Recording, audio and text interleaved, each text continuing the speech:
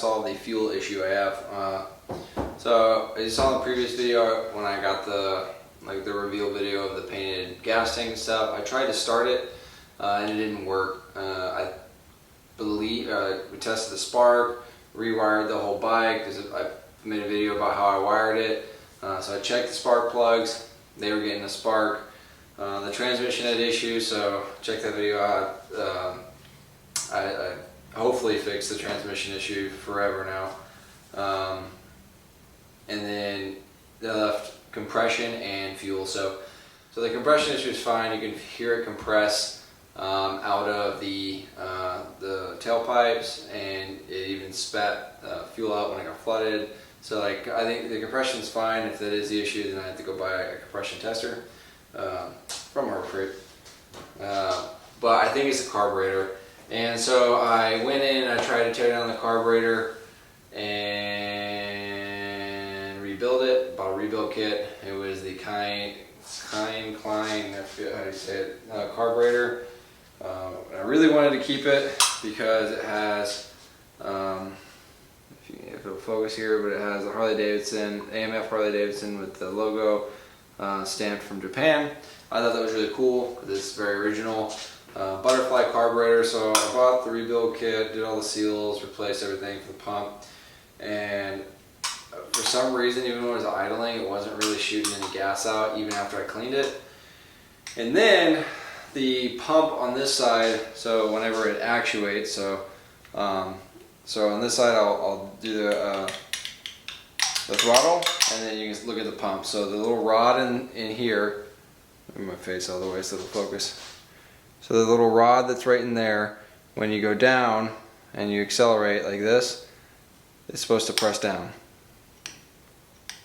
And all that's happening right now is the boot is moving because it moved out of place. Oh. So all that's happening is the boot is the only thing that's moving. That's getting hit. The rod isn't actually being compressed. I tried loosening the screw all the way back out, tried everything I knew, couldn't get it to work, and I was like, I was thinking of taking an Allen key that's a little longer just to make it hit the top and actuate. So I couldn't get it to work, and a lot of people say they have issues with them in general. They say they're not good. I didn't want to give up on it, so I kept trying to figure out the issue, and I just couldn't. So if anyone does know how to make this work, I would love to keep it and love to use it. Because I even fabricated a little tab on here just to keep the throttle and cable in place. So, and took the S&S little throttle guide, chopped off a little bit, screwed it in there to make it work. So, and a single cable, which I thought was really cool. But yeah, so it didn't work, and I got tired of messing around with it, and I just don't know what I don't know. Maybe down the line I'll be able to figure out how to make it work somehow. And it's a pretty cheap swap out, not cheap swap out, sorry, a pretty easy swap out part. There's 2 bolts, right? So this is just going to go on the bench and into the parts pile eventually. So I got another carburetor to replace it, and most carburetors are dual cable, so I also had to buy another steel braided cable. It's $70, Drag Specialties, JP Cycles, nothing special there.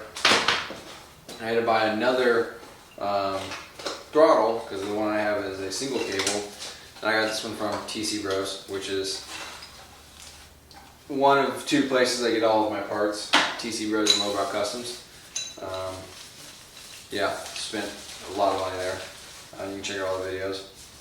So it's the same exact one that I have, except dual cable.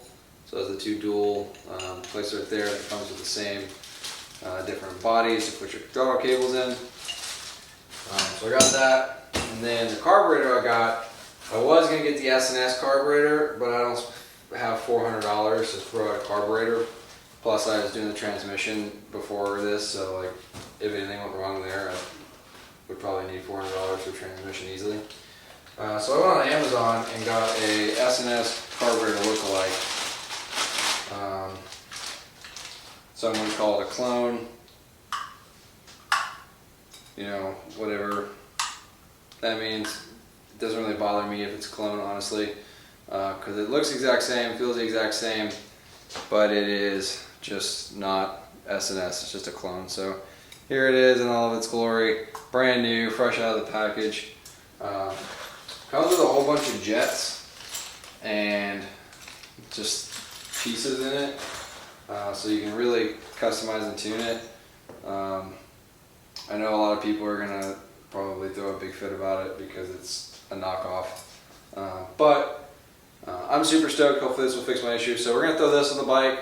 We're gonna throw the new cable on, the new throttle on the bike and the new throttle cable, and then hopefully we can just put the gas tank on and it works. That's the goal. So fingers crossed, I guess.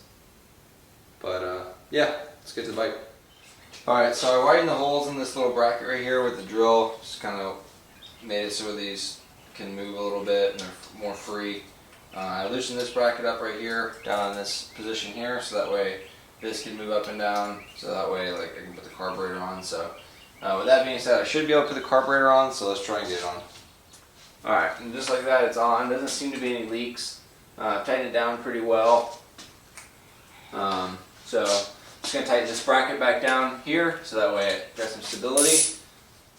Sorry about that. I'm going to change out the throttle body, sorry, not the throttle, throttle here, add in the extra cable, run those down, so that way you can get to the actual throttle, and then, yeah, so that's the next step I'm going to do.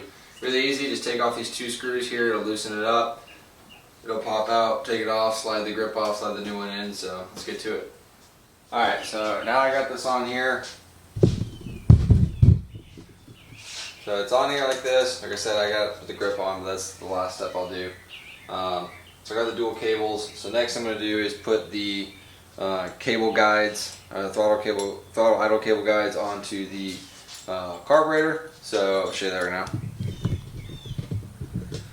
So essentially they're just going to go right in this little slot. There's a big hole right here and then a littler hole, and they just kind of fit on there like this. This one's not going to fit, but this one does, and it fits right here like this. So I'm going to just feed those in. It's a little tight of a spot with this, with the head right here. It had the rocker box cover, but it'll be alright. Alright, so I got the first one in. The one I was using before is a little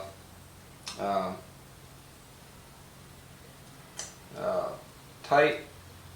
So what I'm going to do is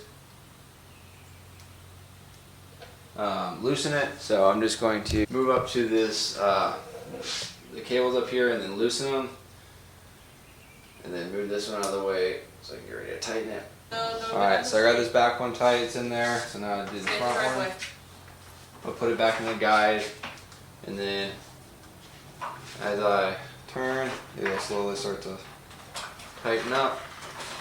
So I don't know if this is going to clear with my tank. I think it should, so we'll see. Gas tank, not tank. No, this bike doesn't go boom, boom, boom.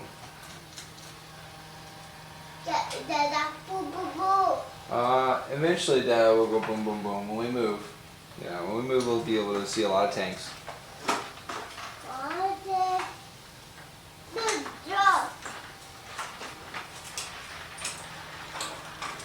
Alright, so I'll have to play around with this bracket, but it seems to work for now. I don't know if it's just a spring or what, but yeah, very strange. Yeah, so I'll play around with this little piece right here, but it is on and it does work. So the next thing is to figure out the choke. I don't think this has one. As weird as that may seem, because there's no bracket for it, or no plate in here. I don't know what that is, so I gotta do some research on that and figure out kind of what's going on. So I'm gonna do that little bit of research and I'll be back. There we go, just like that. So I looked up in the S&S carb, which this is based off of, does not have a choke plate. I don't know. Maybe I just don't know, so I'm just going to leave it off for now. What I am about to do is go over to the bench, so I'll take you over there with me, and I got to put a, well, go to the bench, not just a second. I'm going to put the gas tank back on, and then once the gas tank's on, then I gotta figure out how to put a fuel filter somewhere in here so it looks nice, because that is one of the big issues that I did have with, I think the other carb is that just gunk got in there, so. Okay, so you can see there's some clearance issues with the cable and the tank here, so I'm gonna have to figure out another method for this bracket. For right now though, it'll work just fine. The only issue I have is the fact that the petcock is right here and the intake is over here for the, yes I think it is. Yeah. So I'm gonna have to figure out how to route this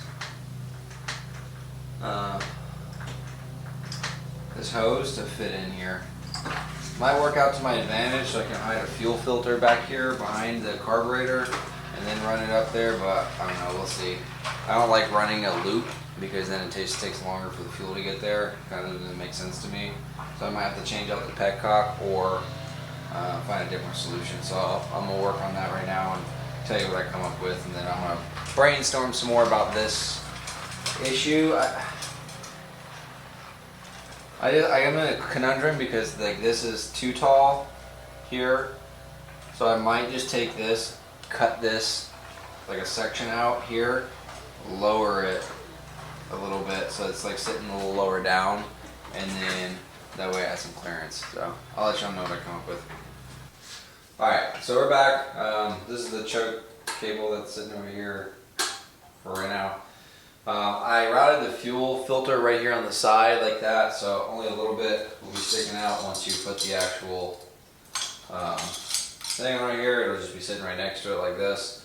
I feel that's the best I could do. It doesn't look the prettiest. I'm not a huge fan of fuel filter on these. It doesn't look very chopper-like, but I also kind of want to save my carbs. So once it's on, that's what they'll look like. But here you go. It'll get a little better once I get this more on here, but for right now it's fine. So I got it all tightened up. I turned on the fuel to make sure it worked. I even hit the throttle. It worked just fine. So in theory, it should start. So let's see if we can't, get it to start. I'm kind of nervous actually. I'm not going to kick it this time. I'm just going to try and get it to start on its own without kicking it, just because I hurt myself and I don't want to hurt myself again until I heal, and then I can hurt myself again. So yeah, it has fuel, air, compression, spark. So let's see what happens.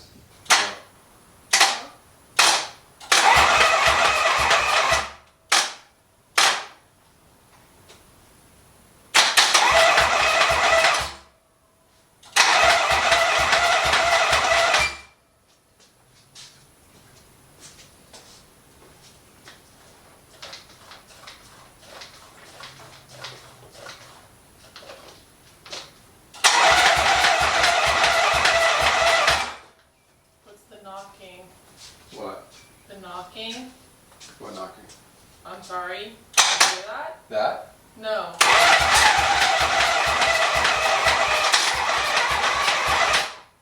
I don't know.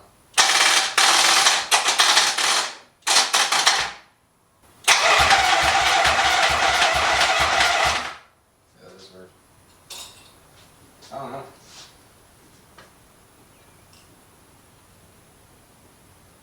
Well. Should I kickstart it?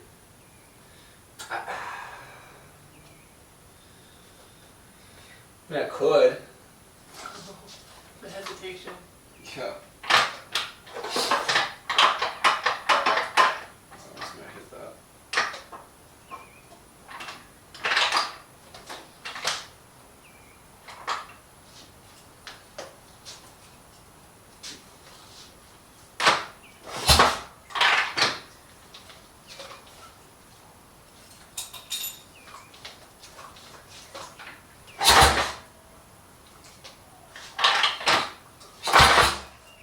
Just dumping fuel out of the carburetor now.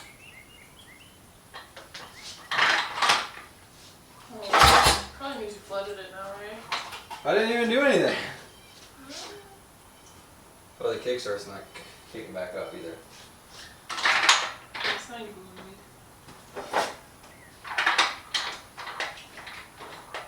Like, it's supposed to kick right back up. It stays down. What the fuck?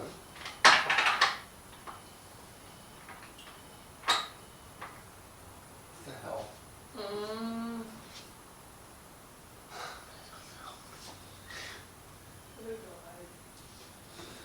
Oh my god. Nothing works. At least I know the carburetor is getting fuel though, and we have a fuel filter, so there's that.